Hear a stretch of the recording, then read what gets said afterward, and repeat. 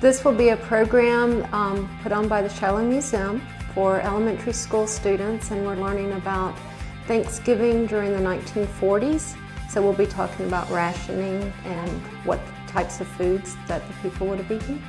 Well, it was just very much like it is now, and yet there were a lot of families, because of World War II, a lot of families were missing their young men who had never been away from the Ozarks before, and so there were a lot of them off at war. We came today because we had heard about the program here at Shiloh Museum, and our kids have been studying about the Great Depression and the Roaring '20s and World War II, and we wanted them to be able to have a hands-on activity and be able to see a real-life setting in the way that it really was, instead of just looking at it through a textbook.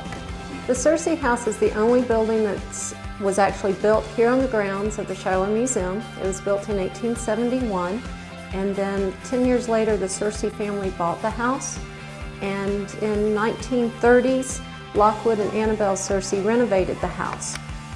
So we have it set up in the museum for the 1940s because they had renovated the house, and also there's some photographs of the house during that period, so we set it up just like that. We just came from the general store, and they had ration coupons, and they could figure out what they needed to shop for Thanksgiving, and I were able to see that life was a lot different back then for the kids who lived in the 1940s during the World War II than what it is today for them. We talk about Thanksgiving, and we talk about the turkey. The turkey didn't have to be rationed because of the poultry industry, which was becoming a big deal in northwest Arkansas.